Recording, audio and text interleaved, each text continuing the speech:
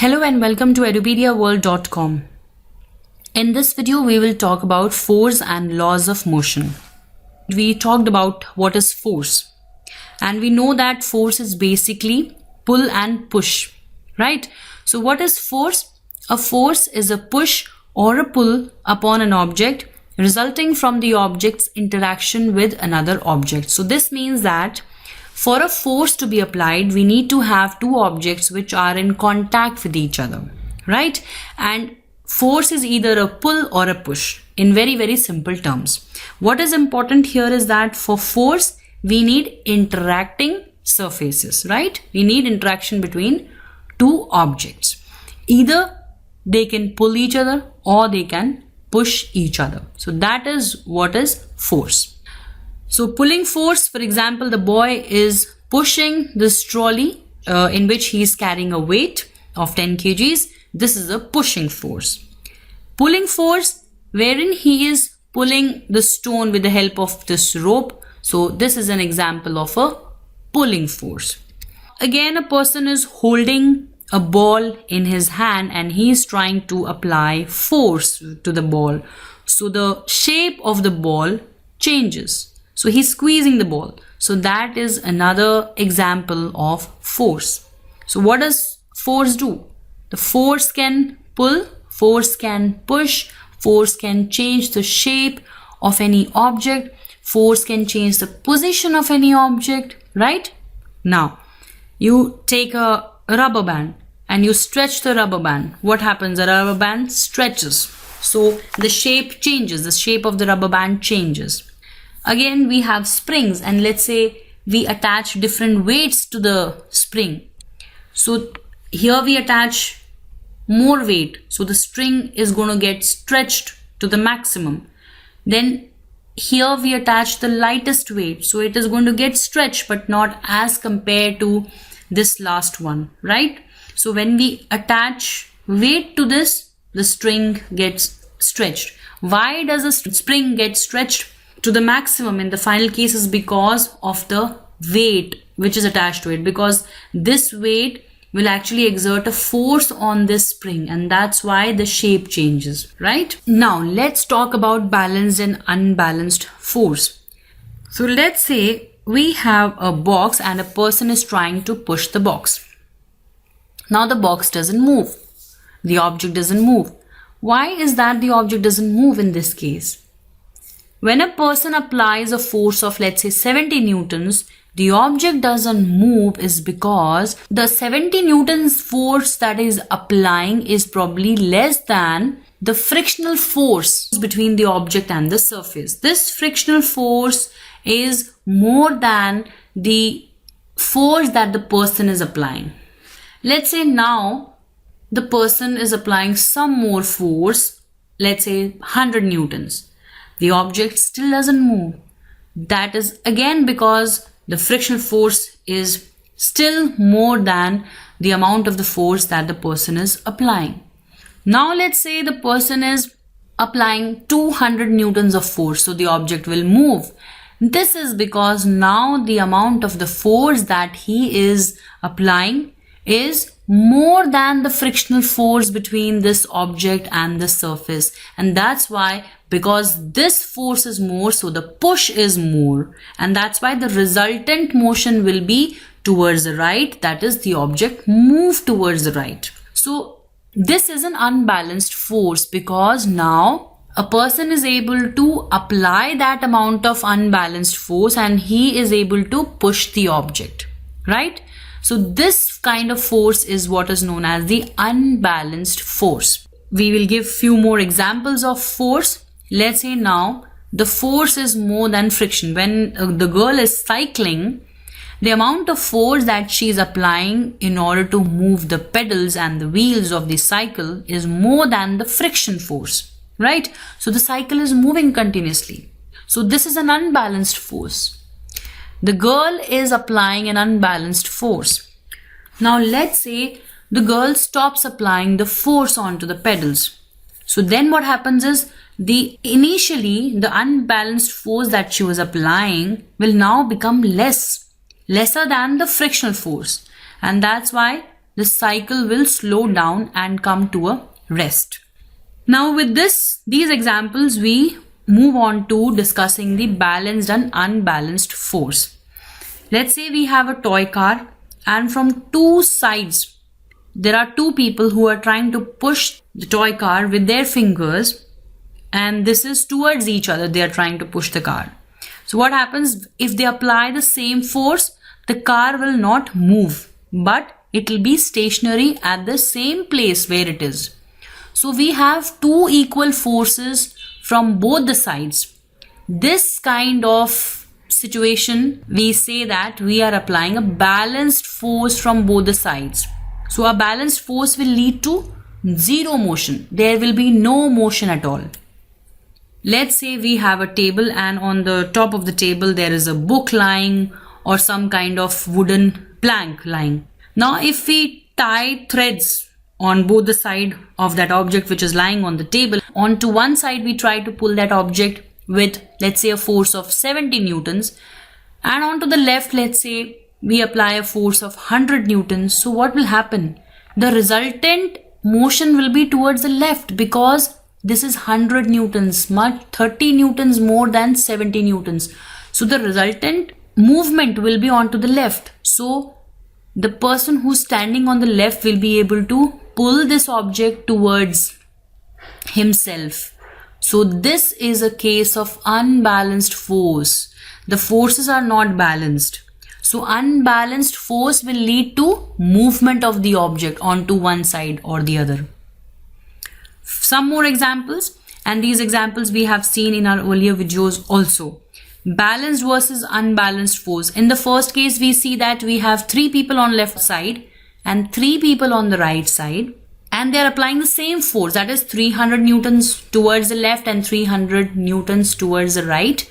So the rope will not move, but these people will be able to balance it at the same place. So we have equal forces on both the sides. This is the situation of balanced force. Whereas here, if we see in the second situation, we have again three people on the left and three people on the right, and this very same people are applying here. But let's say in the second situation, let's say the people on the right are applying 300 newtons and on the left they are applying 400 newtons. So now there is difference between the amount of the force that is applied on both the sides, right? So the resultant movement will be towards the left, because they are applying more force towards the left. So this is unequal force on both the side. This is unbalanced force. Now with this background of balanced and unbalanced force, we move on to discussing the laws of motion. First we will discuss the first law of motion. Let's say we have a car, and the car stops after the driver applies a brake. Let's say if he had not applied the brakes, the car will continue to move. But because he has applied the brakes, the car comes to a stop. Another example, there is a girl and she's playing football and she kicks the football. So the football moves. So what the first law says that if there is any object which is moving, or if there is any object which is at rest, then the two objects will continue to be in that same state. That is, one which is moving will continue to be moving, and one which is at rest will continue to be at rest unless and until there is some force applied on it. Right? That is the first law, Newton's first law. Now we'll try to understand the first law. Let's say we have this ball here. Now with no outside forces, the ball will never move. If we keep a ball and we don't give a push to the ball will be stationary. It will never move. If let's say a ball is moving, let's say I kick a football and the football is moving and I don't stop the football, so the football is going to go. It will not stop. So in both the cases, the case wherein the ball was stationary and the case wherein the ball was moving, their state will remain the same unless and until there is an external force applied onto the ball. And that external force is actually what we studied is the unbalanced force. So that is the first law of motion. Now, before we move on to the second law of motion, we will talk about inertia. What is inertia? And for this, we will carry out an experiment. We have a glass tumbler. We keep a small cardboard on top of the glass, and on top of that card, we keep a coin, 1 rupee coin. If you flick the cardboard very quickly, the card is going to fly off and the coin is going to go in the glass.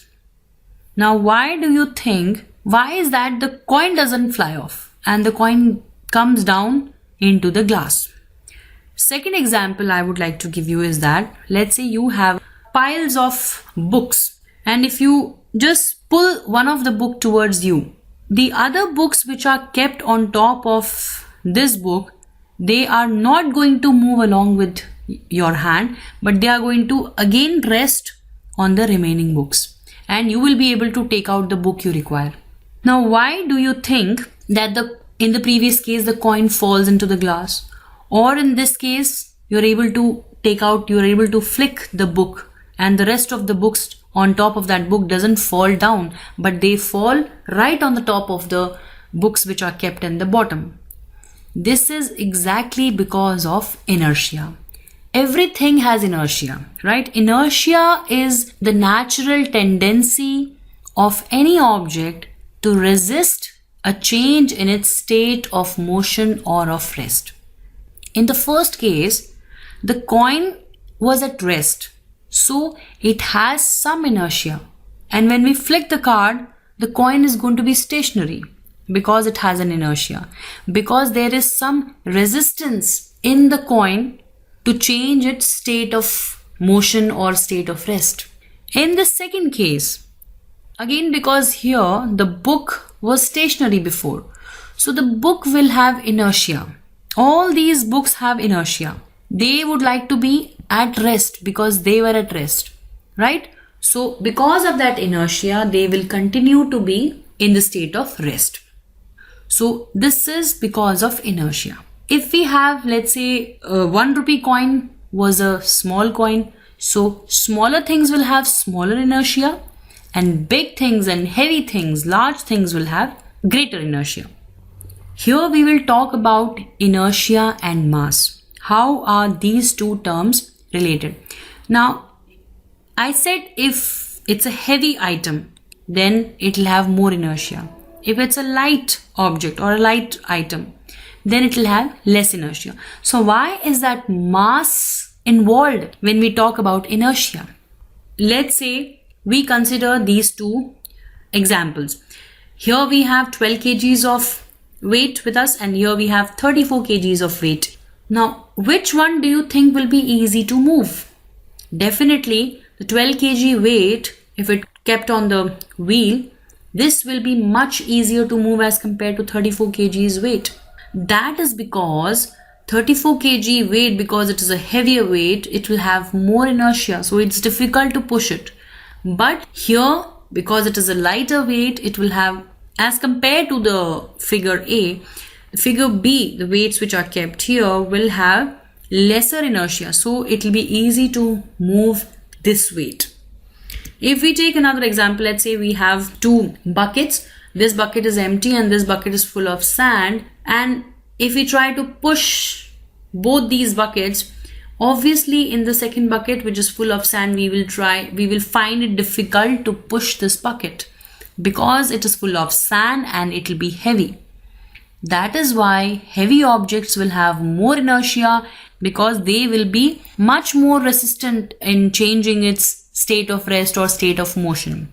All those examples that we talked, the example of a coin or the book, or just now when we talked about heavy weights, they are all in a state of rest. Let's say we have here two objects. One is the car and another is let's say a toy car or a very small object here. And we have an inclined surface. And we try to leave these two objects. One is this car and one is this toy car. We leave this object from the top of the inclined plane, and let's say we have a person who's trying to pull it in the opposite direction. So what happens? He will not be able to pull the car towards him because the car is heavy. Because the car is in the state of motion, it will continue to be in the state of motion, and the person will find it difficult to stop or to pull the car towards himself.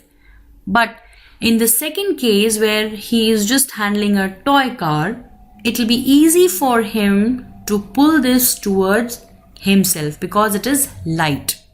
So that's why we say that whether an object is in the state of motion or it is in the state of rest, it will continue to be in that state till such time an unbalanced force is acting on it.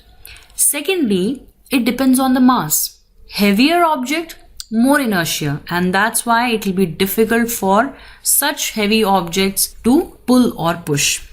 So now we understand from all these examples that light objects have less inertia, heavy objects have large inertia, and the mass of the object is a measure of its inertia. The mass will decide whether the inertia is more or it is less.